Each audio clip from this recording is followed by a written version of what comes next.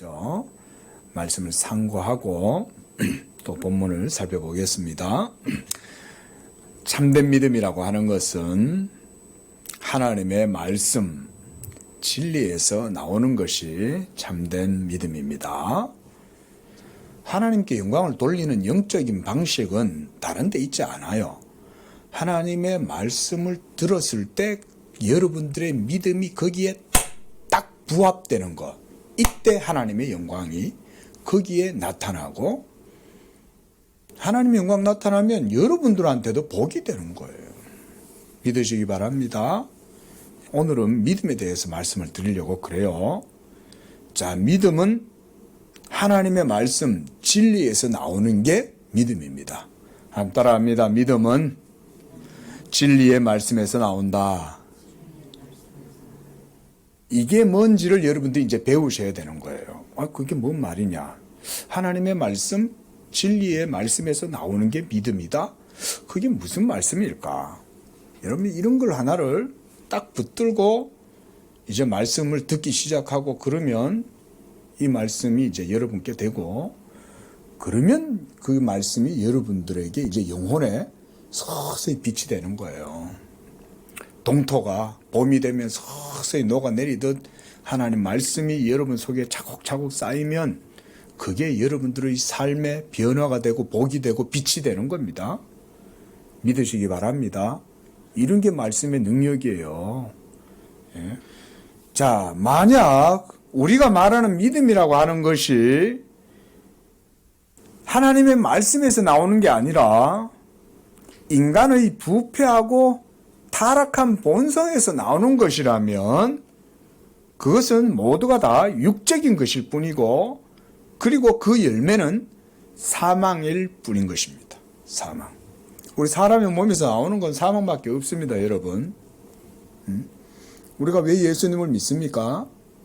예수님을 믿을 때 거기에 하나님의 약속이 있고 그 하나님의 말씀에서부터 우리에게 주어지는 참된 것들이 다 보증이 되어 있고 인쳐졌고, 그래서 우리가 그 예수를 믿고 살아가면 거기에서 하나님의 모든 은혜가 약속이 되어 있으니까 우리가 예수님을 믿는 거 아니겠어요?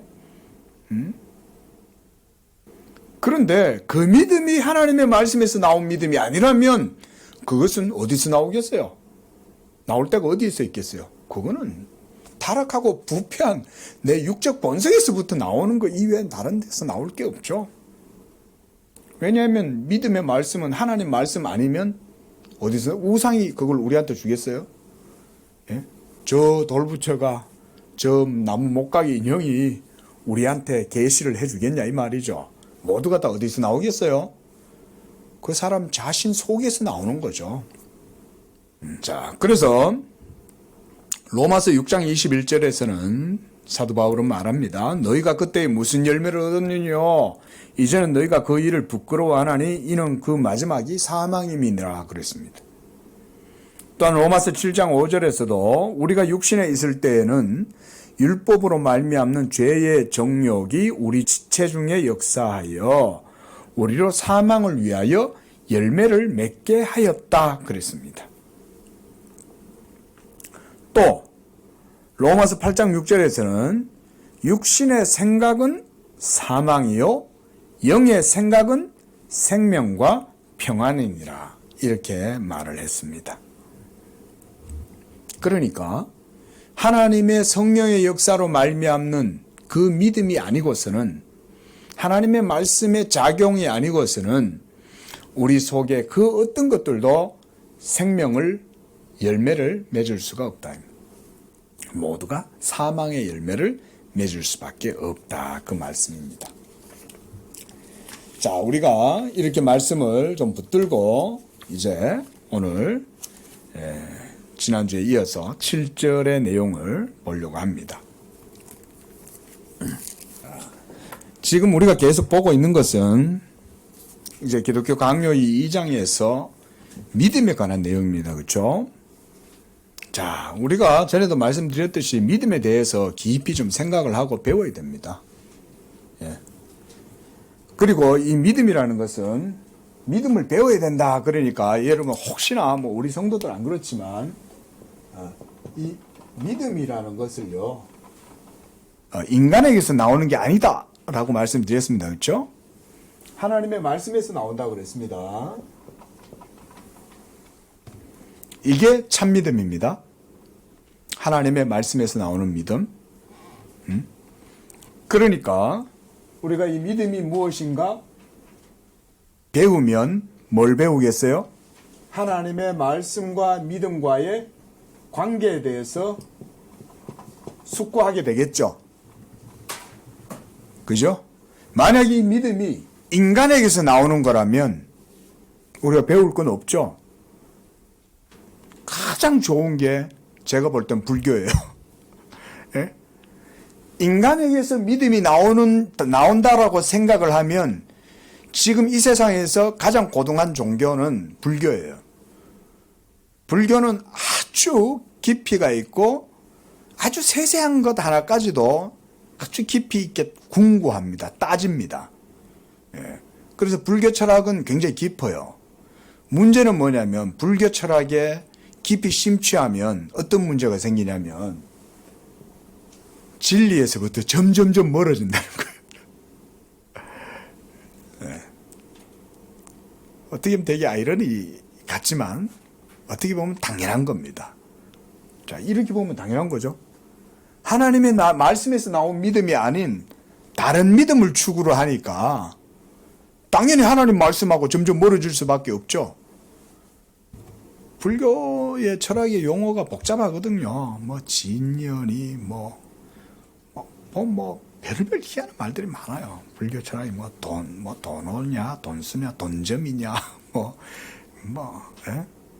알고 보면 별건 아니에요. 알고 보면 별건 아닙니다. 뭐냐면 다 인간에게서 나오는 거잖아요. 그 자기네들이 모두가 다 그걸 궁구해가지고 구성을 하는 거예요. 구성시키는 거예요. 결국. 자기들 스스로 그 부집을 만드는 거예요. 불교는 한마디로 말하면 저는 그렇게 봐요. 불교는 결국은 인간 자신 안에서 발견된 것들을 가지고 자기가 구성하고 그 부집을 만드는 거예요. 예. 그래놓고 또 그거 만들어 놓은 거 가지고 또 자기들끼리 이게 맞냐 저게 맞냐 돈점이냐 돈오냐 막 이러면 서로 또 막 싸워요. 그러나 하나님의 말씀에서 난 믿음을 가진 영적인 사람의 입장에서 봤을 때는 헛된 거죠. 아니 돈 없으면 어떻고 돈 쓰면 어때 돈점이면 어떻고 예? 결국은 다 똑같은 건데 다 전부 다 인간에게서 나온 거잖아요. 그래서 칼빈은 오늘 7절에서는 이렇게 시작하고 있습니다. 우리는 말씀 가운데에서 믿음에 고요하게 관계되는 것이 무엇인지를 찾아봐야 된다. 그러니까 믿음을 해명하고 밝혀야 된다는 거예요. 믿음이 뭔가를. 그리고 칼빈은 그것에 대해서 설명을 해줍니다. 여러분 우리가 기독교 복음은요 확실한 겁니다. 여러분 복음 진리는요 인간에 의해서 구성된 철학이 아니기 때문에 여러분 철학이라고 하는 것은요 말하자면 인간에 의해서 나온 거잖아요. 그럼 제가 이렇게 한번 간단하게 이렇게 말씀드려 볼게요. 자, 여러분 인간이 누구냐고 말할 수 있는 분이 있습니까? 이 세상에서 태어난 사람 중에 인간은 어떤 존재다라고 말할 수 있는 사람이 한 사람이라도 있을까요? 단언컨대 한 사람도 없습니다. 한 사람도 인간이 누구냐라고 말할 수 있는 존재가 없습니다. 그거 왠지 아세요? 인간이 누구다라고 말할 수 있는 존재는 누구만 할 수 있어요? 하나님만 하실 수 있는 거예요. 논리적으로. 맞죠? 왜냐면 하나님이 창조하셨잖아요. 그러니까 하나님은 인간을 향해서 인간은 누구다라고 말할 수가 있는 거예요. 근데 인간은 자기 자신을 인간 전체를 누구다라고 말할 수가 없어요. 인간은. 본인이 어디서 왔는지 알지 못하잖아요. 어떻게 생긴지 알지 못하잖아요. 그러니까 당연한 거죠. 그거는. 그게 철학이에요. 말하자면. 철학은 그래서 퀘스천 마크는 있지만 맞춤표는 없어요. 감탄할 수 있는 느낌표도 없어요. 퀘스천 마크만 있지. 우리가 요즘 그 바빙크의 하나님의 큰일이라는 책을 보고 있지만 바빙크도 거기서 말하잖아요. 과학이라는 것도 결국은 신비요. 우리가 해명하지 못한다는 거잖아요. 깊이 파고 들어가면 들어갈수록 결국은 알 수 없다. 그 말이죠. 그러나 여러분 어때요? 성경에서 하나님이 우리에게 말씀해 주신 복음의 진리는 어떻습니까? 이것은 제가 그랬죠. 마침표가 있다 그랬죠. 마침표가 있습니다. 문장이 서술이 되면 막 문장의 구조가 있죠. 주어가 있고 동사가 있고 목적어가 있고 부사가 있고 형용사가 있고 있을지라도 성경의 진리는 마침표가 딱 있습니다. 딱 끝납니다. 서술문이. 진리란 그런 겁니다. 이것이다 라고 말할 수가 있는 것은 하나님 외에는 그렇게 못해요. 인생이라는 것도 하나님 앞에서 우리가 기다 아니다 함부로 말할 수 없어요. 원래 그 성경의 잠언이 그래서 우리한테 그 말하는 거예요. 하나님 앞에서는 함부로 입을 열지 말라는 거예요. 오직 모든 것을 결정하고 점 찍는 것은 하나님만 마침표를 찍어요. 왜? 모든 역사의 주권자가 하나님이잖아요.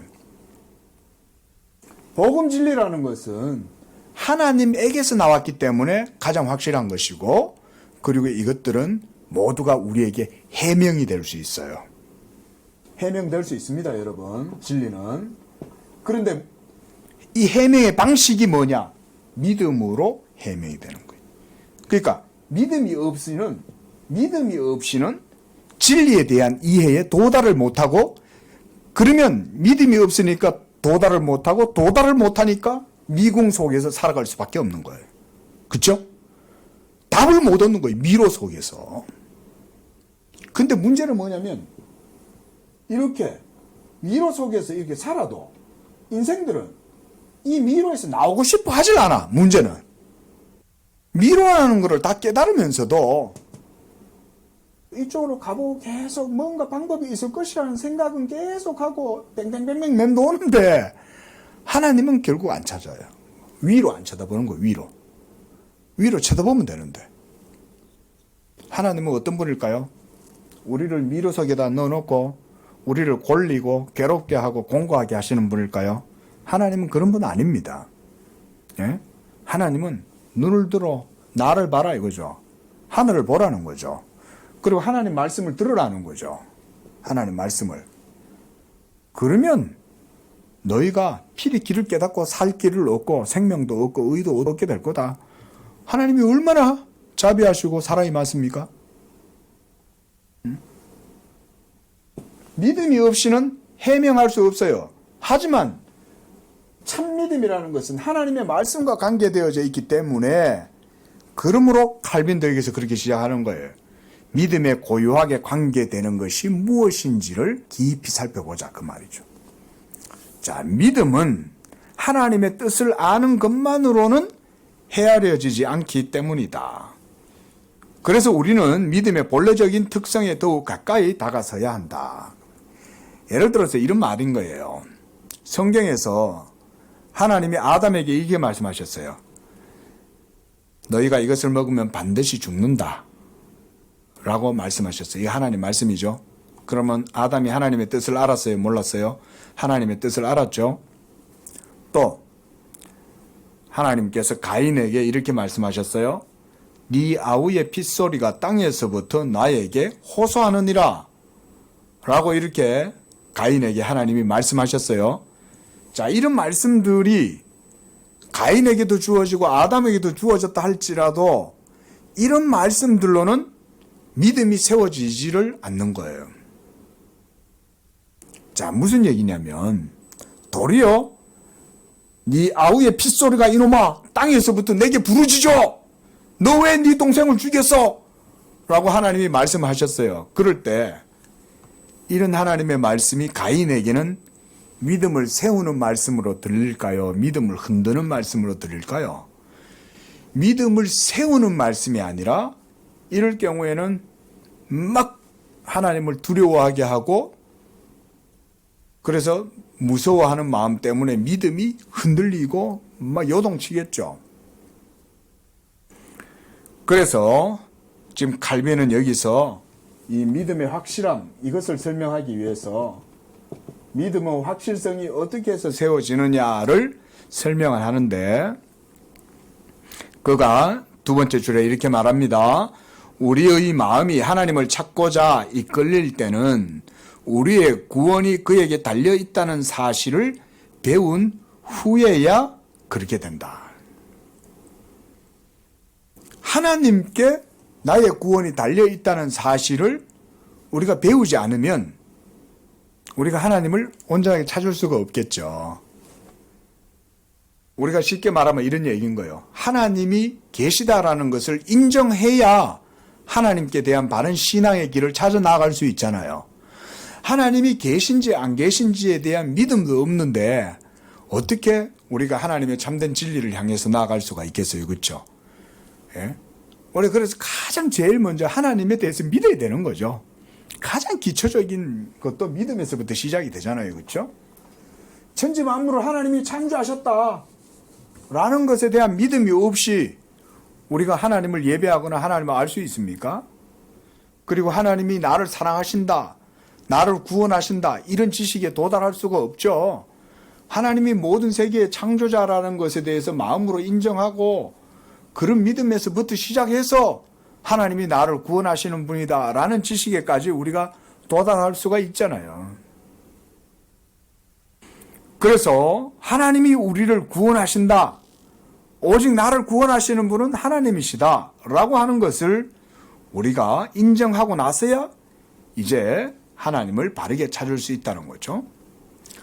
그리고 이 사실이 우리에게 확정되었을 때 하나님이 우리의 구원을 그 자신의 돌봄과 열심에 있다고 선포하실 때이다.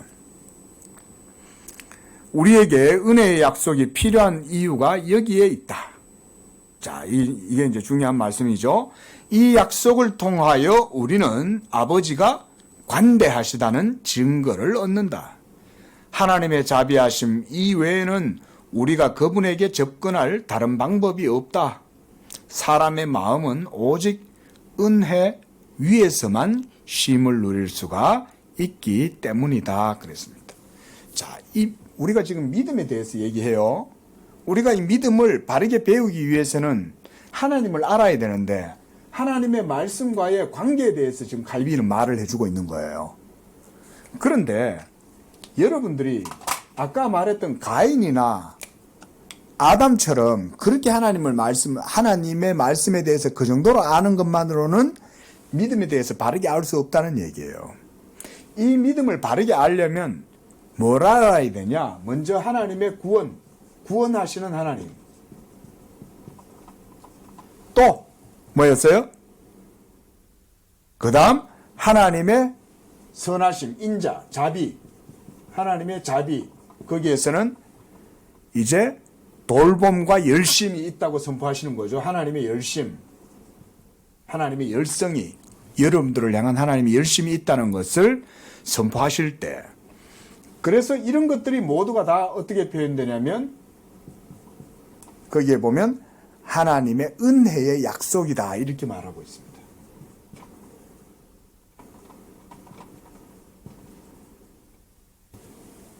하나님의 은혜의 약속이 필요한 이유가 여기 있다는 거예요.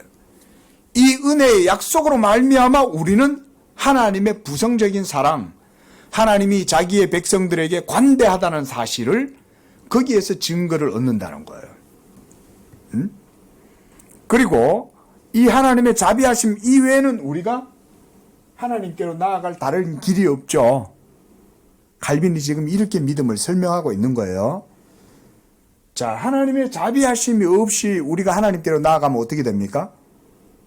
하나님의 율법의 공의로 말미암아 하나님한테 맞아서 죽죠. 우리가 구약 성경에서 봤잖아요. 그죠? 누구든지 내게 범죄하지 못하도록 해라. 그거는 하나님이 엄하심을 보여주는 거죠. 그러나 하나님께서 자기에게 나올 수 있는 유일한 길은 구원하시는 하나님이 자기의 자비를 나타내 보이실 때 그 자비를 통해서 우리가 하나님께 나아갈 수 있는 거죠. 하나님이 선하시다. 내가 비록 미천한 죄인이고 불의하고 하나님께 진노와 저주를 받아 마땅하지만 그리스도 예수 안에서 하나님이 나에게 자비하심으로 나는 이제 그분께로 나아갈 수 있다. 이거를 이 은혜의 약속을 깨달으면 그때에서야 우리가 믿음에 대해서 바르게 이해하게 된다 이 말인 거예요. 이게 바로 예수 믿는 믿음이죠.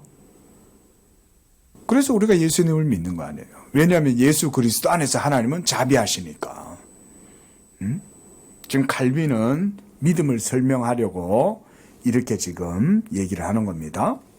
자, 그래서 시편의 말씀을 좀 찾아보겠습니다.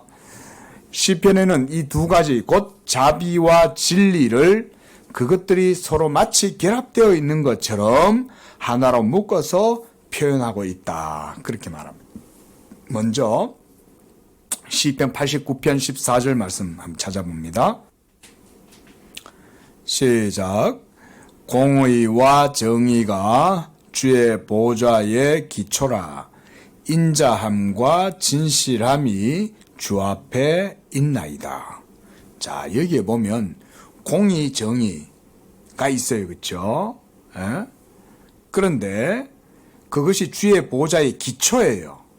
하나님 보좌의 기초는 공의와 정의로 되어져 있는데 인자와 진실함이 주 앞에 있다고 그러는 거예요. 하나님의 자비하심, 그의 진실하심, 이것이 그 앞에 있다. 또 24절도 봅니다. 나의 성실함과 인자함이 그와 함께 하리니 내 이름으로 말미암아 그의 뿔이 높아지리로다. 자, 이 다 그리스도에 대한 말씀이긴 하지만 여기서도 하나님의 성실과 인자에 대해서 말씀하죠. 그래서 이 성실과 인자가 그와 함께 하기므로 뿔이 높아진단 말은 구원의 은혜를 주신다, 이 말로 보시면 됩니다. 뿔이란 구원이란 말이에요. 자, 그 다음 92장 2절. 주의 이름을 찬양하고 아침마다 주의 인자하심을 알리며 그랬습니다. 자, 그 다음 98장 3절. 그가 이스라엘의 집에 베푸신 인자와 성실을 기억하셨으므로 땅 끝까지 이르는 모든 것이 우리 하나님의 구원을 보았도다 그랬습니다. 108편 4절. 많이 있지만 시간상 한 개만 더 찾아볼게요. 주의 인자하심이 하늘보다 높으시며 주의 진실은 궁창에까지 이르나이다. 자, 시편 기자에게 있어서 하나님은 어떤 분입니까? 이와 같이 인자하시고 자비하시고 진실하신 분이라는 거죠. 진실하다는 말은 공의와 정의라는 의미보다 자비하심이란 말입니다. 뭔 말이냐면 하나님을 믿고 의지하는 연약한 자들에게 하나님은 자기의 약속의 말씀, 인자하심의 말씀, 그 약속에 있어서 진실하시다 그 말이에요. 변개하지 않으니까 반드시 자기를 의지하고 믿는 자들을 도우시고 구원하신다. 그래서 진실이라고 말하는 거예요. 그러니까 이런 모든 것들이 다 믿음과 연결되어 있는 거죠. 하나님을 믿으니 하나님이 우리에게 대하여 진실하시고 하나님을 믿으니 하나님이 우리에 대해서 자비하시고 그런 걸 우리가 아는 거죠. 그 믿음 안에서. 자, 그래서 그 밑에 문단 보십시오. 하나님께서 인자하심으로 우리를 그분에게로 이끌어주지 아니하시면 그가 진실하다고 우리가 안다고 한들 우리 영혼에 아무런 도움이 되지 않을 것이다. 만약 그가 자기의 음성으로 자기의 자비를 우리에게 베풀지 아니하시면 그 자비를 우리가 포용한다 한들 그것이 우리의 것이 되지 않을 것이다. 자, 이 조금 말이 여러분들이 쉽게 잘 안다고 올 수 있습니다. 말하자면 이거예요. 쉽게 말하면 이론적으로 안다고 한들, 예? 우리가 그럴 수 있잖아요. 교리책을 딸딸딸 외울 수 있지 않습니까? 예? 제가 예전에 실제로 여호와의 증인을 만났어요. 그 여호와의 증인이 그때 당시에 이 사람이 저한테 막 자랑하듯이 뭐라고 얘기하면 자기는 성경을 수백도 읽었다는 거예요. 그때 당시에 저는 성경을 이제 뭐 해봤던 뭐 한 3독 정도 해봤나? 예? 근데 이 사람은 자기가 성경 수백도 읽었다는 거예요. 그런데 어때요? 여호와의 증인의 주된 특징은 율법주의를 벗어나지 못하는 거죠. 하나님의 자비를 모르는 거죠. 하나님의 선하심과 인자하심을 모릅니다. 왜냐하면 예수를 여호와라고 인정을 못하잖아요. 여러분, 여호와의 정의는 여호와만이 하나님이지 예수는 하나님의 아들이라고 해도 실체적으로 예수님은 여호와라고 그들은 고백하지 않습니다.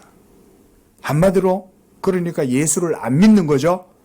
그들은 예수를 믿는다고 말을 해요. 하지만 그들이 말하는 믿음은 이 믿음이 아니에요. 이 믿음에 가까운 거예요. 자기들이 만들어내는 믿음인 거예요. 복음이 말하는 믿음이 아닌 거야. 하나님의 말씀이 계시하신 그 증거는 오직 예수만이 믿음의 참된 대상이고 본질이다. 그건데 그게 아니라 예수가 하나님의 아들 실체라는 걸 인정하지 않는데 뭐 예수에 대한 믿음이 온전하겠어요.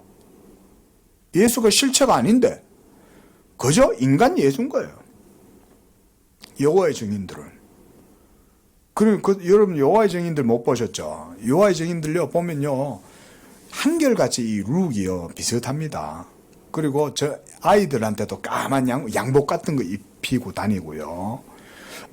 일요일에 모이는 건 이 주일이라고 해서 모이는 게 아닙니다. 그냥 자기네들끼리 그냥 모이는 거예요. 여호와의 증인들은 한마디로 말하면 예수를 실체라고 안 믿어요. 우리는 성경의 증거를 따라서 예수 그리스도를 알면 예수가 바로 하나님의 본체시요 실체죠. 그리고 그 실체이신 예수 그리스도가 여러분들 속에 믿음으로 실제적으로 임재하시고 여러분 속에 거하시죠. 이런 게 진리잖아요. 이게 기독교 진리고 이렇게 해서 우리가 구원받는 거예요, 여러분. 나중에 우리가 죽어도 우리가 다시 부활할 수 있는 이유도 이 예수 그리스도 하나님의 말씀의 실체가 여러분 속에 거하시기 때문에 여러분들이 죽어도 다시 사는 거예요. 나를 믿는 자는 죽어도 다시 살겠고 그 말씀은 예수의 말씀이 실체니까 되는 거지. 근데 그 실체인 예수를 안 믿고 여호와만 믿겠다. 그 사람들이 말하는 여호와는 예수를 여호와라고 인정하지 않는 거예요. 우리는 예수가 성부, 성자, 성령 가운데 제2위이시지만 그가 또한 아버지와 동일 본질이고 동일 실체인 거예요. 예? 이런 게 삼위일체의 비밀이잖아요. 예? 자, 한마디로 논리적으로 이론적으로 안다고 해서 하나님은 자비하셔. 세상 사람들도 그렇게 말하죠. 특히 불교 다니는 사람들 부처님의 대자대비하심이라고 말하잖아요. 그렇죠? 대자대비하심 부처님 그러잖아요. 부처님이 대자대비하다는 건 아는데 왜 그렇게 쉼을 얻지 못하고 뭐 가가지고 불공해야 되고 돌을 닦아야 되고 애를 써야 되고 막 금욕을 해야 되고 심지어 결혼도 안 하고 속세를 떠나가지고 다 그렇게 하냐 이거죠. 그거는 대자대비를 모르니까 그런 거지. 대자대비하신 하나님을 알면 그렇게 하겠어요. 진짜 대자대비하신 분은 예수 그리스도를 통해서 우리에게 자신을 나타내 보여주신 하나님이 진짜 대자대비하신 분 아니에요? 그러니까 아무리 하나님을 자비한 분이다 라고 말을 해도 이 자비를 경험하지 못하고서는 그 믿음이 온전한 믿음이 될 수 없다는 얘기죠. 하나님의 자비하심을 우리가 어디서 발견할 수 있다는 겁니까? 칼빈은 지금 예수 그리스도 안에서만 하나님의 자비를 발견할 수 있고 이 은혜의 약속을 그리스도 안에서만 발견할 수 있기 때문에 그럴 때에만 우리의 믿음이 온전하고 참되게 된다 그 말인 거예요. 그러니까 우리 성도님들이 하나님의 말씀을 배우는 목적이 어디에 있냐? 믿음을 굳게 세우는 것에 있는 거예요. 말씀을 여러분들이 배워서 하나님을 알게 되겠죠.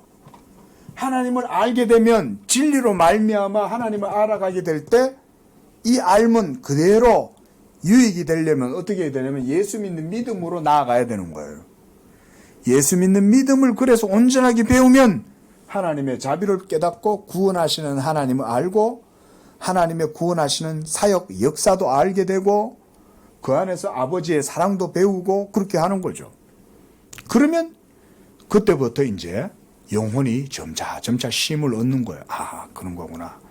내 의는 오직 예수 안에 있고 내 쉼은 오직 예수 안에 있고 내 모든 복도 예수 안에 있고 내 모든 길도 예수 안에 있고 이제 이렇게 되는 거예요. 이렇게 되면 이제 온전한 믿음을 가지게 되겠죠. 그러면 이 믿음과 하나님의 말씀과의 관계가 더욱더 아주 긴밀해지겠죠. 그렇죠? 지금 칼빈이 말하는 건 그런 거예요. 이런 칼빈의 논리가 대단한 거죠. 자, 제가 한번 읽어드릴게요. 시편 40편 10절에서 11절 말씀이에요. 자, 보세요. 이 기자가 어떻게 말을 하냐. 내가 주의 공의를 내 심중에 숨기지 아니하고 주의 성실과 구원을 선포하였으며 내가 주의 인자와 진리를 많은 회중 가운데 감추지 아니하였나이다.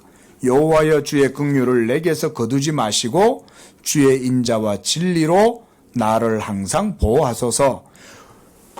공의와 정의를 말하면서 동시에 인자와 진리에 대해서도 말을 해요.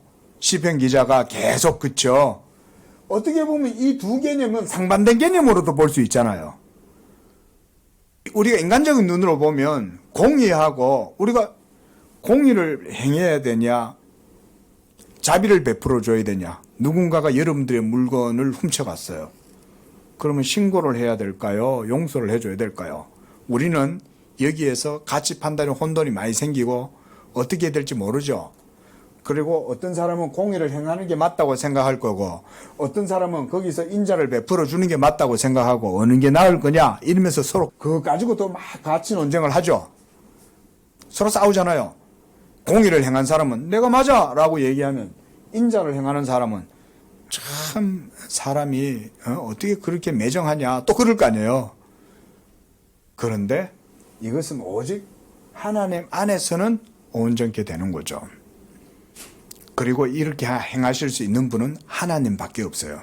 하나님은 공의와 사랑, 이 두 가지가 하나님 안에서는 온전하고 완전하게 이루어질 수 있어요.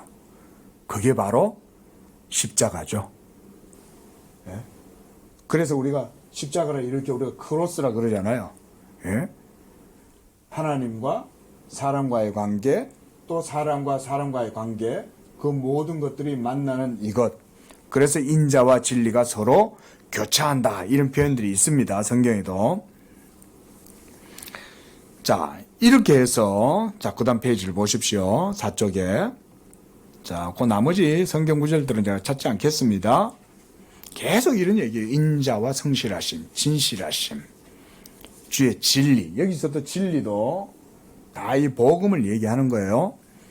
자, 만약 하나님이 자신이 스스로 증언하시고 우리를 초청하셔서 자기의 뜻이 의심할 바 없고 모호하지 않다는 사실을 먼저 알려주지 않으시는데도 우리가 섣불리 하나님이 관대하고 사랑이 많은 분이라고 추측하고 그런 결론에 이르게 된다면 이는 어리석은 일일 것이다. 이것도 한마디로 말하면 이 말이에요. 주는 사람은 생각도 않는데 김치 국물부터 마신다, 그 말인 거죠. 이론적으로 논리적으로 아무리 안다고 한들 하나님의 진리가 뭔지 알지도 못하면서 자기 혼자서 하나님에 대해서 자비와 선하심에 대해서 얘기를 한다고 한들 그게 무슨 효력이 있나 이거예요. 이런 것들을 보고 우리가 한마디로 말하면 쓸데없는 말인 거죠. 자, 그래서 제가 이렇게 설명해 놨습니다. 즉 그리스도 밖에서 우리가 하나님에 대해서 알게 되는 그런 지식들은 우리의 믿음에 유익을 주지 못한다. 하지만 그리스도는 우리에 대한 하나님의 사랑의 유일한 보증이시다. 이제 칼빈의 말이에요. 자, 보세요. 칼빈은 지금 이제 이런 결론으로 나아가는 거예요. 예수 그리스도는 우리에 대한 하나님의 사랑의 유일한 보증이다. 그러니까 예수를 믿을 때에 이 모든 것들이 우리에게 의미 있게 다가온다 이 말이죠. 그가 계시지 않으면 증오와 진노의 표징들이 위로부터 또는 아래로부터 드러나게 될 것이다. 뭐 위와 아래서부터만 드러나겠어요? 동서사방에서부터 하나님의 진노의 화살이 나를 향해서 막 날아오는 거죠. 예수 그리스도가 없으니까. 자, 그리스도 없이 하나님의 사랑을 우리가 생각할 수 있겠습니까? 어떻습니까? 우리가 예수님을 모르고도 신의 사랑에 대해서 상상하고 떠올릴 수 있잖아요. 마치 불자들처럼. 불자들도 대자 대비하신 부처님 이러면서 그런 신의 관념을 떠올리잖아요. 신은 자비하고 긍휼을 베풀고 이런 분이라고 아무리 상상을 하고 한들 그 모두는 다 예수 그리스도와 상관이 없다면 아무리 대자 대비 노래를 불러도 그들에게는 이 하나님의 모든 인자하심과 진실하심이 그들과는 상관이 없죠. 그런 말인 거예요. 맞잖아요. 세상 사람들도 사랑의 개념, 자비의 개념, 인자, 긍휼 이런 거 가지고 있어요. 왜? 사람의 마음 속에 그런 게 있으니까. 사람의 마음 속에도 그런 도덕적 본성이 있잖아요. 측은지심이라는 게 있고 그렇죠. 예? 하지만 아무리 그렇다 한들 그게 그리스도 예수를 믿는 믿음에서 나오는 고백이 아니라면 모든 것들은 다 헛되다. 다 헛되다. 오직 예수 그리스도. 그래서 그 밑에 봅니다. 그러므로 그리스도 예수 안에 거하고 그를 믿는 믿음이 아니라면 하나님의 선하심을 아는 지식은 우리에게 유익하지 못할 것이요 중요한 것도 되지 않는 것이다 라고 말합니다. 그러므로 의심과 혼합된 이해는 배제되어야 한다. 그런 이해는 견고한 일관성이 결여되고 자체적으로 모순되기 때문이다. 사람의 마음은 어두움에 휩싸여 있으므로 뚫고 올라가서 하나님의 뜻에 이룰 수가 없다.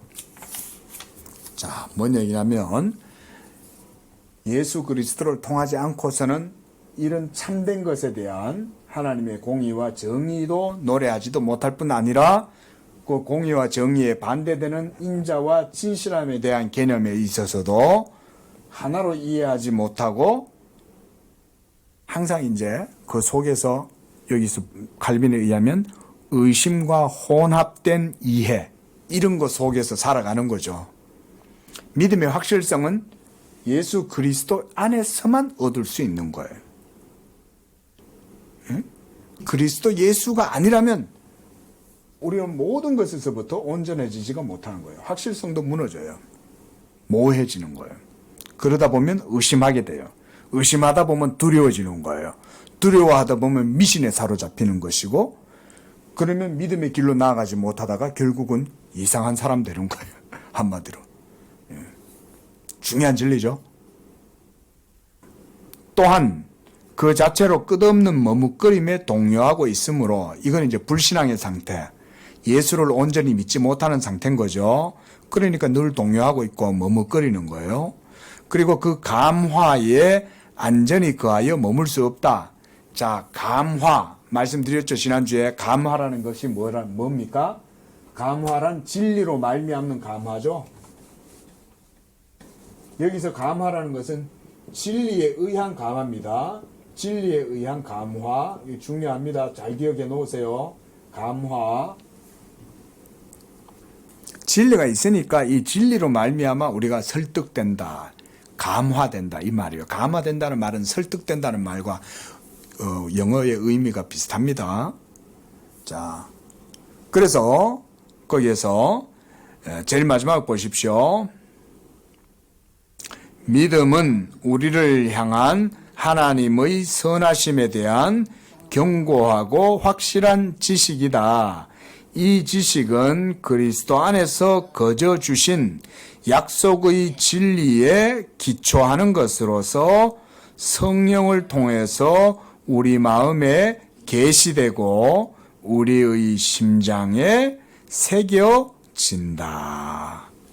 그러니까 믿음과 말씀은 한마디로 말하면 우리에게 있어서는 둘 다 딱 붙어 있는 거예요. 그래서 우리가 예수님을 믿을 때 예수님을 믿는다. 나는 예수님을 믿습니다. 라고 이렇게 딱 고백할 때 그 고백 속에는 벌써 이와 같은 모든 진리가 여러분 속에 이미 있는 거예요. 놀랍지 않습니까? 잘 이해가 잘 돼야 좋은 겁니다, 이게. 예? 여러분들이 벌써 아무리 여러분들이 하나님 말씀을 잘 몰라도 이렇게 말씀이 증거되고 여러분 마음속에 예수 그리스도에 대한 믿음이 있어서 예수는 나의 주님입니다라고 고백하잖아요. 그러면 벌써 이 모든 진리가 여러분 속에 사실은 작동하고 있는 거예요. 놀랍지 않습니까? 잘 몰라도 목사처럼 이렇게 전문적으로 다 이해하고 잘 몰라도 여러분들은 그렇게 믿으시면 되는 거예요. 그리고 실제로 하나님의 말씀이 이렇게 우리에게 보여주고 성경 공부를 하면 이런 걸 체계적으로 이제 배우겠죠.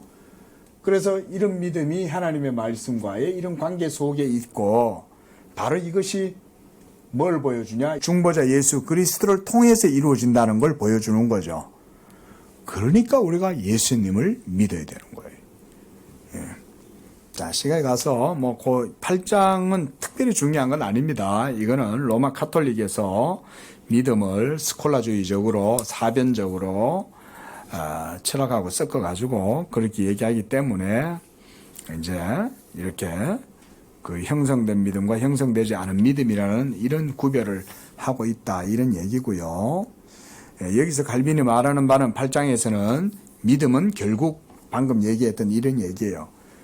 진리로 말미암는 것이 믿음이요. 그래서 이 믿음은 성령의 역사로 말미암는 거다 그 얘기인 거예요. 아까 진리에서 나온다 그랬잖아요. 그렇죠? 진리 하나님의 말씀에서 믿음이 나오는 거라면 이 진리는 성령의 작용을 통해서 이루어지는 거죠. 그렇죠? 성령의 작용으로 말미암아 하나님의 말씀, 매트리얼, 진리, 그게 재료라 그랬죠? 그 재료가 여러분 속에서 이 믿음을 일으키는 거예요. 그래서 믿음은 하나님의 말씀에 의해서 일어난다. 그걸 8장에서는 말을 하고 있습니다. 한 가지만 더 말씀드릴게요. 9절에 가가지고는 칼빈이 진리로 말미암는 믿음의 특성을 얘기하는데 그게 뭐냐면 사랑으로 말미암는 거라는 거예요. 그래서 우리가 오늘 읽었던 갈라디아서 5장 6절 사랑으로서 역사하는 믿음이 진리로 말미암는 거라는 거예요. 여러분들이 가지고 있는 믿음이 참된 믿음이냐 연약한 믿음이냐 아니면 가짜 믿음이냐 다음 주에는 그걸 좀 보려고 합니다. 거짓되고 가식적인 위선적인 믿음 이런 게 있어요. 예? 껍데기는 믿음인 것 같은데 사실 알고 보면 위선적인 믿음이 있을 수도 있는 거죠. 하지만 참된 믿음은 부족하고 연약해도 그 안에 사랑으로 역사하는 믿음이 그 사람 속에 있는 거예요. 자, 이런 것이 참된 믿음이고 그게 바로 진리에서 나오는 믿음이다 그 말입니다. 우리가 이런 믿음을 하나님께로 받은 줄로 믿습니다. 기도하겠습니다. 자비하신 하나님 감사합니다. 우리에게 진리를 주시고 이 진리의 말씀으로 하나님을 참되게 알게 하시고 중보자 예수 그리스도를 믿음으로 말미암아 하나님을 참으로 알게 하시고 그 안에서 또한 사랑으로 역사하는 믿음으로 하나님을 섬길 뿐 아니라 그 믿음으로 또한 우리의 모든 삶도 복된 삶이 되게 하시니 감사합니다. 우리 양재교회 성도들 이와 같이 진리 안에 세워지는 성도들이 되게 도와주시고 이 믿음으로 하나님께 영광을 돌릴 뿐 아니라 하나님의 약속에 이 말씀 안에서 언약의 복을 누리는 그래서 모든 삶 속에 경건의 능력이 나타나고 모든 아름다운 빛이 드러나는 복된 삶이 되게 주시옵소서. 거룩하신 예수님의 이름으로 기도합니다. 아멘.